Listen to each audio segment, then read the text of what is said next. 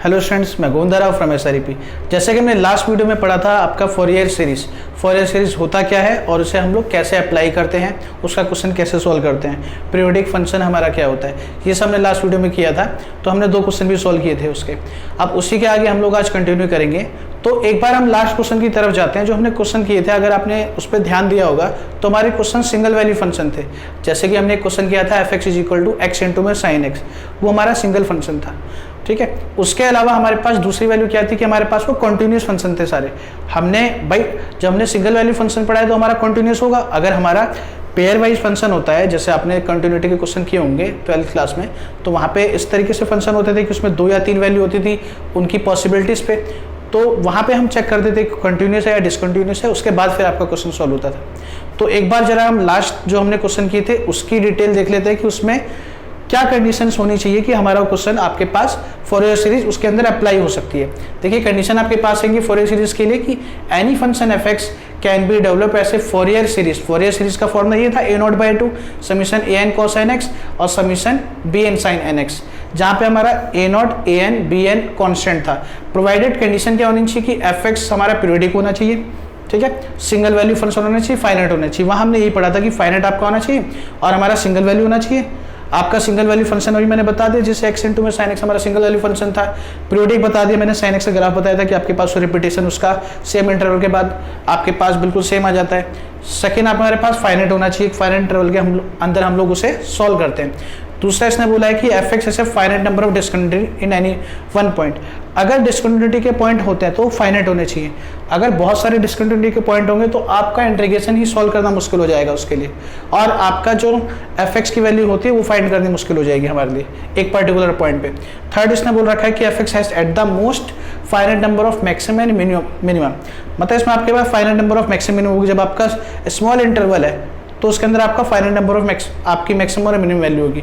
Also 1/π integration of fx cos nx and 1/π integration of fx sin nx हमारे integrable होने चाहिए। मतलब उनका इंटीग्रेशन इस लिमिट के अंदर हमारा एग्जिस्ट भी करे। अगर मान लो इंटीग्रेशन ही नहीं हो पाएगा तो आपका क्वेश्चन आगे सॉल्व ही नहीं हो पाएगा। क्लियर है? तो ये हमारा था पिछले लास्ट के 2 क्वेश्चन के लिए, जो हमारा क्या था, Fourier series for continuous function. अब आता है हमारा Fourier series for discontinuity function. तो आपने डिस्कंटिन्यूटी के बारे में पहले पढ़ा होगा कि डिस्कंटिन्यूटी क्या होता है कि आपका अगर हम कोई भी कर्व बनाते हैं तो उसका कॉन्टैक्ट छूट जाता है, उसके बाद उसको कहीं और पॉइंट से शुरू होता है। आपका कंटिन्यूस वो होता है कि आप अगर किसी का भी ग्राफ बना रहे हैं तो आपको पेन ना उठाना पड़े और आपका सीधा ग्राफ बनता चला जाए। अगर आपको पेन उठा के कहीं और से शुरू करना पड़ रहा है तो हमारे पास डिस्कंटिन्यूटी ग्राफ होता है। तो एग्जाम्पल है कि हमारा ये जो भी हमारा fx का ये ग्राफ बन रहा है, ये हमारा x = c पे क्या है, डिसकंटिन्यूस है, ये हमारा डिसकंटिन्यूस है। तो इस केस में भी हम लोग फॉर्मूला बिल्कुल सेम पैटर्न में लगाएंगे, सॉल्व सेम होगा, मगर जो हमारी fx की वैल्यू होगी वो हमारा अरिथमेटिक मीन होगा of left and right hand limit. मतलब f(c - x) और आपका f(c+x), ये हमारा लेफ्ट हैंड लिमिट, ये हमारा राइट हैंड लिमिट। इस पे हमारे पास जो फंक्शन होगा उससे हम लोग fx की वैल्यू निकालेंगे, जो हमारी यूज होगी फाइनल के कोई भी डिरेक्शन के लिए आपके पास क्वेश्चन आता है उसमें। तो इसके बाद हम लोग क्वेश्चन देख लेते हैं। इसे आप इसका स्क्रीनशॉट ले लीजिए। देखो फिर हम लोग एक क्वेश्चन देखते हैं बच्चों। इसने बोला है कि find the Fourier series expansion for the fx is equal to -π if x lie between -π to 0 and x when x is lie between 0 to π and reduce that 1/1² plus 1/3² plus 1/5² to infinity is equal to π²/8। आपको ये भी साथ में proof करना है, इसकी Fourier series निकालनी है, उसके बाद आपको ये भी प्रूफ करना है। ऐसा क्वेश्चन आपका पॉलिटेक्निक में तो देखो सीधा 10 नंबर में आता है, और आपका बीटेक में, आईपी में या फिर यूपी2 में हमारा कम से कम 6 नंबर 7 नंबर में क्वेश्चन आता है। बहुत ही अच्छा क्वेश्चन है, ध्यान से देखना, बहुत आसान है। a0 का हमारा फॉर्मूला होता है 1/π - π to π fx dx, ये हमारा फॉर्मूला होता है। तो यहाँ पे देखो 1/π, अब हमारे पास ये फंक्शन हैगा तो हम इसको कैसे लेंगे, -π से 0 जब हम लिमिट को ब्रेक करेंगे तो वहाँ पे लिखेंगे fx की जगह पे -π, और जब 0 से π लिखेंगे तो उसकी जगह पे लिखेंगे fx की जगह पे x हमारा। क्लियर है? तो ये मेरे पास आ गया -π से 0, -π से 0 में -π आ गया और 0 से π में हमारा x आ गया, ये आपके पास आ गया। अब देखो यहाँ पे -π बाहर, अब -π बाहर आ गया तो 1 का इंटीग्रेशन x हो गया, ये लिमिट हमने पुट कर दी, x का इंटीग्रेशन x² 2 हो गया। तो इसमें लिमिट पुट करोगे, अपर लिमिट माइनस लोअर लिमिट, ये हमारे पास माइनस का π/2 आंसर आ गया इसका। अब ए एन का हमारा फॉर्मूला होता है 1/पाई minus pi to pi f x cos n x d x, ये हमारा फॉर्मूला था। एफ एक्स की जगह पे हम लोग माइनस पाई पुट करेंगे और एक्स पुट करेंगे अपनी रेंज के हिसाब से। फिर माइनस पाई हमारा कांस्टेंट बाहर हो जाएगा, साइन का इंटीग्रेशन होता है, कॉस का इंटीग्रेशन होता है साइन एन एक्स अपॉन में एन और माइनस पाई से 0। यहाँ पे हमारा आईलेट लगेगा, आईलेट लगाने के लिए हमने इसको यू मान लिया और इसको वी मान लिया, तो आपका u वो फंक्शन होगा जिसका डायरेक्टिव करते हैं हम लोग। तो ये कितना हो गया आपका u एस आई, इसका एक बार integration sine n x upon में एन माइनस एक्स का डायरेक्टिव 1, इसका दोबारा इंटीग्रेशन साइन का minus cos n x upon में एन स्क्वायर। ये वाला मैंने हाईलाइट आपको लेक्चर 1 में वीडियो 1 में समझा रखा था, तो जिसने नहीं देखा वहाँ पे उसे एक बार समझ ले, बहुत हेल्पफुल है गए। उसके बाद इसमें 0 से पाई लिमिट पुट कर दिया, एक बार इसमें अपर लिमिट पाई पुट किया तो आपके पास ये 0 हो गया, क्योंकि साइन पाई 0 होता है। यहाँ पे आ गया हमारा cos n pi minus minus plus हो गया, 0 पुट करेंगे तो साइन 0 0 हो गया और कॉस 0 हमारा 1 होता है तो 1/n स्क्वायर। ये हमारा 0 माइनस का 0 है तो 0 हो गया था।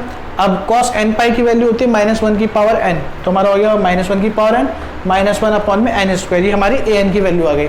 नेक्स्ट आता है हमारा बी एन, तो बी एन का फॉर्मूला होता है 1/पाई minus pi to pi f x sine n x d x. यहाँ पे एफ एक्स की वैल्यू पुट कर दी माइनस पाई और एक्स। अब यहाँ पे माइनस पाई कॉन्स्टेंट बाहर, साइन का इंटीग्रेशन माइनस का कॉस एन एक्स अपॉन में एन और एक्स साइन एन एक्स में एक्स को यू और साइन एक्स को वी मान के यहाँ पे दोबारा हाईलाइट लगा दिया, तो एक्स ऐसा ही साइन का इंटीग्रेशन माइनस का कॉस एन एक्स अपॉन में एन माइनस एक्स का डेरिवेटिव 1 और इसका दोबारा इंटीग्रेशन कॉस का माइनस का साइन एक्स अपॉन में एक और एन तो n square. Upper limit minus one limit put करेंगे, पहले यहाँ देखते हैं 0 पुट करेंगे तो आएगा कॉस 0 1, पाई पुट करेंगे तो कॉस माइनस का थीटा होता है प्लस का कॉस थीटा, तो इसलिए हमारा कॉस एन पाई आ गया है और ये माइनस माइनस हमारा प्लस हो गया था। यहाँ पे हम लोग पुट करेंगे तो आएगा आपका x की जगह पे पाई इंटू में कॉस एन पाई अपॉन में एन, और उसके बाद फिर यहाँ पे हम लोग अगर यहाँ पुट करेंगे साइन पाई तो 0 हो जाएगा, फिर 0 पुट करेंगे तो 0 इंटू में कुछ भी 0 और साइन 0 0 होता है तो भी हमारा 0 आ गया। अब देखो यहाँ पे पाई को मना के कट जाएगा, नीचे एलसीएम में एन आ रहा है, एन हमने बाहर ले लिया, ये वाला 1 तो ये रहा। अब माइनस का कॉस एन पाई माइनस का कॉस एन पाई माइनस का 2 कॉस एन पाई हो गया और एन पाई की वैल्यू -1 की पावर n होती है, तो हमारा क्या आ गया बी एन आ गया। क्लियर है। देन हमारा एफ एक्स का फंक्शन का फॉर्मूला होता है फोरियर सीरीज का a0/2 summation n goes from 1 to infinity a n cos n x plus summation n goes from 1 to infinity b n sin n x। a0 की value हमने put कर दी, ये हमारा a0 आया था, ये पुट कर दिया हमने। फिर आपके पास a n हमारा ये आया था, a n की जगह पे हमने वैल्यू पुट कर दी और b n हमारा ये आया था, b n की जगह पे हमने वैल्यू पुट कर दी। अब हमें यहाँ पे बस वैल्यू पुट करनी है। अब देखो यहाँ पे क्या आएगा -1 की पावर n और माइनस का 1। अगर मेरे पास n की वैल्यू 1 होगी तो यहाँ पे क्या आएगा -1 की पावर 1, -1 की पावर अगर हमारा ऑड होगा तो हमारा आंसर -1 आएगा और अगर इवन होगा तो हमारा आंसर क्या आएगा 1 आएगा। अगर इवन होगा तो उस केस में मेरे पास 1 -1 0 हो जाएगा, इसका मतलब मैं n की वैल्यू जो भी इवन पुट करूंगा उसमें मेरा पूरा टर्म क्या हो जाएगा 0 हो जाएगा, तो बस मेरा जो सीरीज आएगा वो n की ऑड वैल्यू के लिए आएगा। अगर हम यहाँ पे n को 1 पुट करेंगे तो आएगा -2 अपॉन में 1, ठीक है ना। अगर हम n को 2 यहाँ पे फिर 3 पुट करेंगे तो आएगा -1 की पावर 3, मतलब कि आपका -1 का 2, तो हर किसी टर्म में क्या हो रहा है -2 आ रहा है, इसलिए हमने यहाँ पे -2 कॉमन ले लिया। फिर यहाँ पे cos के साथ जो वैल्यू पुट करी थी कि cos 1x, cos 3x, cos 5x और अपॉन में 1 स्क्वायर 3 स्क्वायर 5 स्क्वायर, वो वैल्यू हमने अंदर रख दी।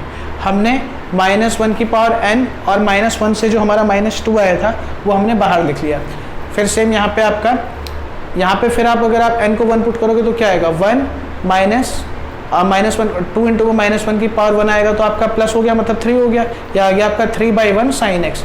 माइनस का फिर आप n की जगह पे यहाँ 2 पुट करेंगे तो प्लस हो जाएगा, 1 माइनस का 2 -1 हो जाएगा और साइन 2x अपॉन में 2। सेम आपके पास आगे सीक्वेंस बन गया।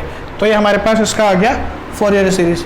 यहाँ तक भी क्वेश्चन हमारा आ सकता था, मगर हमारे क्वेश्चन में इसने ये भी बोल दिया कि भाई आपको ये प्रूफ करना है कि 1 अपॉन में 1 स्क्वायर 1 अपॉन में 3 का स्क्वायर से लेकर के इन्फिनिटी आपको π² 8 प्रूफ करना है। अब देखो हमें यहाँ पे स्क्वायर लेके आ रहा है ना 135 का, वो हमारा यहाँ पे एग्जिस्ट कर रहा है, मतलब इसको मुझे बचाना है और इसको मुझे मेरे इसकी ज़रूरत नहीं है। तो हम क्या करेंगे, साइन हमारा 0 कब बनेगा, जब हमारा x की वैल्यू 0 होगी। तो हमने x को 0 पुट कर दिया। जब हम इसमें x को 0 पुट करेंगे तो हमें f0 की वैल्यू भी पता करनी है। अब f0 की वैल्यू मैंने आपको इससे पहले भी फॉर्मूले में बताया था कि डिसकंटिन्यूस फंक्शन में हमारा f0 कैसे निकलता है, left hand side plus right hand side की जो उस जीरो पे वैल्यू होती है डिवाइड बाई 2, उनका मतलब उनका अर्थमेटिक मीन। तो f0 माइनस जीरो हम लोग कैसे निकालेंगे? हमारा लेफ्ट हैंड लिमिट देखो x लेस देन जीरो ये रहा, उसके सामने जो भी मेरे पास फंक्शन होगा उसमें हम x की जगह जीरो लिख देंगे। तो यहाँ तो x है ही नहीं, तो सीधा हमारे पास क्या आ गया, इसकी जगह पाई आ गया। फिर राइट हैंड लिमिट x हमारा ग्रेटर देन जीरो ये रहा, तो यहाँ पे क्या आएगा, x की जगह पे जीरो लिखेंगे तो हमारा हो जाएगा जीरो। तो माइनस का पाई प्लस जीरो अपॉन में 2 माइनस का पाई बाई 2, ये हमारे पास f0 की वैल्यू आ गई। यहाँ मैंने माइनस का पाई बाई 2 पुट कर दिया और इस पूरे क्वेश्चन में x की जगह पे जीरो पुट कर दिया, तो ये पूरा टर्म जीरो हो गया। यहाँ पे cos जीरो की वैल्यू 1 हो गई हर जगह पे, ये इधर आ गया, माइनस का पाई बाई 4 इधर आएगा तो क्या हो जाएगा, पाई बाई 2 माइनस का pi by 4, pi by 4 minus का पाई बाई 2, उसको सॉल्व किया तो माइनस का पाई बाई 4 आ गया, माइनस माइनस काटोगे तो पाई स्क्वायर बाई 8 आ जाएगा। ये हमारा इसका फाइनल आंसर आ जाएगा। ये बहुत अच्छा क्वेश्चन है, इसे देख लो। सेकंड क्वेश्चन देखते हैं, ये हमारा बहुत इंपॉर्टेंट क्वेश्चन है हमारा बीटेक के लिए, यूपी2 में बहुत बार आ चुका है। देखिए क्वेश्चन आएगा fx is equal to 0 when x lie between minus pi to 0 and fx is equal to sine x when x lie between 0 to पाई।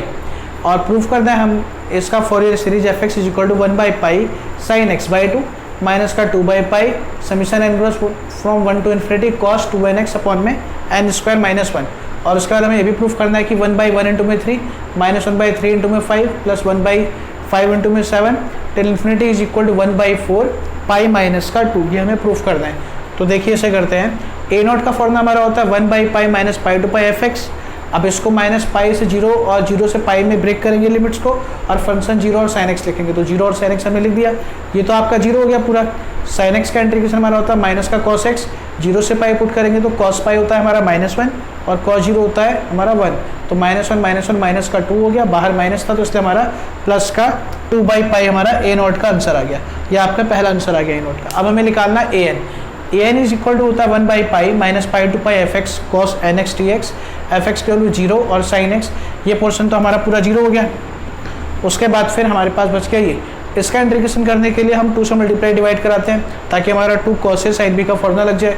तो यहाँ पे 2 cos a sin b का फॉर्मूला लगा है, जो कि फॉर्मूला क्या होता है, sin a plus b minus का sin a minus b, a की जगह पे nx, b की जगह पे x हमारा यूज हुआ है। तो ये बन गया हमारा sin का minus cos n plus 1x upon में n प्लस 1, और इस साइन का माइनस का कॉस तो प्लस हो गया n माइनस 1x अपॉन में एंगल n माइनस 1। फिर अब यहाँ पे अपर लिमिट माइनस का लोअर लिमिट, पाई पुट करेंगे, फिर एक बार 0 पुट करेंगे। cos 0 तो 1 होता है इसलिए हमने यहाँ पे 1 लिख दिया।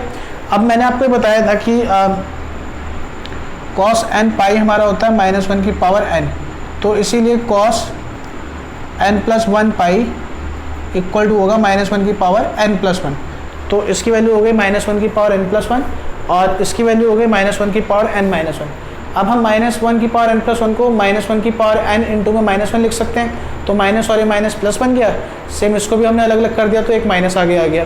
उसके बाद फिर आपने इसको यहाँ से इसको कॉमन ले लिया -1 की पावर n को और इसका एलसीएम ले लिया। फिर ये और ये टर्म मेरे पास सेम है तो उसको कॉमन लेके क्या आ गया, -1 की पावर n और प्लस का 1, और ये आपका सॉल्व करके n स्क्वायर माइनस 1 और ऊपर माइनस का 2 आ रहा है जिससे 2 का 2 कट गया। क्लियर है। तो हमारा ए एन की वैल्यू ये आ गई। ए एन आपके पास ये आ गया। तो इसमें देखो 2-3 चीज़ें देखने वाली हैं। पहली चीज़ ये हैगी कि जो हमारा फंक्शन है उसके डिवाइड में आ रहा है n स्क्वायर माइनस 1, इसका मतलब ये हमारा n इक्वल टू 1 पे डिफाइन नहीं होगा, तो हमें n इक्वल टू 1 पे a1 मतलब अलग से निकालना पड़ेगा। दूसरा यहाँ पे -1 की पावर n है प्लस का 1 है, तो इसका मतलब ये वैल्यू मेरे पास 0 हो सकती है कब, जब n मेरा क्या होगा, इवन होगा, क्योंकि -1 की पावर इवन सॉरी ऑड होगा। -1 की पावर ऑड हमारे पास क्या हो गया, -1 प्लस का 1, वो हमारा 0 हो जाएगा। और जब इवन होगा तो आपके पास 1 प्लस 1 2 आ जाएगा, तो n ऑड होगा तो 0 हो गया, मगर ऑड के अंदर 1 नहीं होना चाहिए। और n हमारा इवन होगा तो मेरे पास 2 by pi n square minus 1 आ जाएगा। ये हमारे पास a n आ गया। अब हमें a1 निकालना पड़ेगा। a1 के लिए हम यहाँ पे क्या करते हैं, cos 1x लिख देते हैं। fx की वैल्यू वही, एक बार 0 और एक बार sin x, ये तो 0 हो गया। sin x into cos x में 2 से मल्टीप्लाई डिवाइड कराएंगे तो sin 2x का फॉर्मूला बन गया, हमारा हो गया sin 2x। sin 2x का इंटीग्रेशन माइनस का cos 2x अपॉन में 2, फिर इसमें cos 2 पाई करेंगे तो भी मेरा 1 आएगा, cos 0 करेंगे वो भी मेरा 1 आएगा, तो 1 माइनस 1 0 आ गया, मतलब a1 हमारा कितना हो गया, 0 हो गया। फिर हम निकालेंगे bn is equal to 1 by pi minus pi to pi fx sin nx। यहाँ पे fx की वैल्यू 0 पुट कर दी और fx की वैल्यू sin x पुट कर दी, ये हमारा 0 हो गया। इसमें 2 से मल्टीप्लाई डिवाइड कराया, 2 sin है sin b का फॉर्मूला बन गया cos a minus b minus का cos ए प्लस बी, इसका इंटीग्रेशन हो गया sine n minus one x upon में n माइनस वन और sine n plus one x upon में n प्लस वन। अगर आप पाई पुट करोगे तो sine n pi n minus one pi n plus one by ये सब हमारा जीरो होता है, तो ये दोनों जीरो आ गया। जब आप जीरो पुट करोगे लोअर लिमिट तब भी हमारा जीरो आएगा, क्योंकि साइन जीरो जीरो होता है, तो जीरो माइनस का जीरो हमारे पास bn इक्वल टू कितना आ गया, जीरो आ गया। अब हमें फॉरियर सीरीज लिखनी है, तो वो देखते हैं हम लोग। अभी हमने bn फाइंड किया था, अब bn में भी हमारा अपॉन में क्या रहा था, वन स्क्वायर माइनस वन, जो हमारा n इक्वल टू वन पे नहीं था, तो हमने bn निकालते, b1 इक्वल टू क्या आएगा, one by pi minus pi to pi f x sine one x. यहाँ पे इसकी वैल्यू जीरो और साइन एक्स पुट कर दी, ये आपके पास तो हो गया जीरो, साइन स्क्वायर एक्स आ गया। साइन स्क्वायर एक्स का इंटीग्रेशन करने के लिए हमको कॉस टू का फॉर्मूला यूज करना पड़ेगा, वन माइनस का कॉस टू एक्स अपॉन में टू, टू बाहर आ गया, वन बाई टू पाई बन गया। फिर इसमें अपर लिमिट माइनस लोअर लिमिट, ये आपका पाई आ गया, साइन टू पाई हो गया जीरो, और जब हम जीरो पुट करेंगे तो दोनों वैल्यू जीरो हो जाएंगी, तो हमारा b1 आ गया वन बाई टू। तो हमारा फॉरियर सीरीज का फॉर्मूला ये होता है, उसके अंदर अब आपको वैल्यूज पुट करनी है। अब हमने a1 और b1 अलग अलग फाइंड किया है, तो हम उसमें क्या करेंगे, इसको पहले एक बार a1 cos 1x लिख देंगे, प्लस का n की वैल्यू 1 से इन्फिनिटी है ना, तो अब 2 से इन्फिनिटी हो जाएगी, क्योंकि 1 हमने यहाँ लिख लिया, 2 से इन्फिनिटी an cos nx, और n की वैल्यू यहाँ भी 1 पुट कर दी, और 2 से इन्फिनिटी bn sin nx। इसमें इसकी वैल्यू सीधा सीधा पुट कर दो आप, जो आपका इवन के लिए फंक्शन आया था ना वो, वहाँ पे हम इसकी वैल्यू पुट कर देंगे। ऑड के लिए तो हमारा जीरो आ रहा था, ये हमने वैल्यू पुट कर दी यहाँ पे कॉस के लिए, n की वैल्यू 2, n की वैल्यू 4, 3, 4, 5 ये सारी वैल्यू हमने पुट कर दी। सेम ऐसे ही हमने साइन के लिए वैल्यू पुट कर दी, तो हमारा bn जीरो आ गया था, और 1 के लिए मेरे पास हो रहा है b1 की वैल्यू 1/2 और साइन 1x। क्लियर है। तो इस वाले पार्ट को हम, जो यहाँ से लेकर के यहाँ तक का पार्ट है, इसमें से हम लोग अगर माइनस का 2/पाई कॉमन ले लें और इसको 2, 4, 6, तो इसको लिख सकते हैं cos 2nx, और यहाँ पे 2 का स्क्वायर, 4 का स्क्वायर, और यहाँ आपका 6 का स्क्वायर, ये बन रहा है। तो हम लोग इसको क्या लिख सकते हैं, 2n का होल स्क्वायर माइनस का 1, यहाँ पे 1 है, ये 1 आ गया। क्लियर है ना। ये आपके पास आ गया इसका फॉरियर सीरीज। उसके बाद यहाँ पे वैल्यू निकालने के लिए x को π/2 पुट कर दिया, π/2 पुट करोगे तो f/2 की वैल्यू हम अपने फंक्शन मेन फंक्शन में से निकालेंगे, वो हमारे पास आ जाएगी 1, और यहाँ पे हमने π/2 पुट कर दिया, तो मेरे पास ये कितना होगा, जब मैं π/2 लिखूंगा इसको तो 2 से 2 कट जाएगा, n पाई बचेगा, cos n पाई हमारा हो गया -1 की पावर n, वो हमारा ऑड और इवन के हिसाब से -1 +1 +1 वैल्यू देता रहेगा। और नीचे जब आप n को 1 पुट करोगे, 2 पुट करोगे, 3 पुट करोगे, तो आपके पास नीचे 2 स्क्वायर, 4 स्क्वायर, 6 स्क्वायर आ जाएगा। 2 स्क्वायर -1 3, 4 स्क्वायर -1 15, 6 स्क्वायर -1 35, ऐसे आपके पास वैल्यू आ गई। अब 3 को 1 इंटू में 3 लिख सकते हैं, 15 को 3 इंटू में 5, 35 को 5 इंटू में 7, और इसको इधर ला के 1 माइनस का 1/2 बच गया। फिर 1/पाई को माइनस में लेके आए, फिर हम इसको -2 को इसको मल्टीप्लाई में लेके आए, तो आपका आ गया π/2, पाई माइनस का 2 अपॉन में 4। ये हमारा इसका फाइनल आंसर आ गया।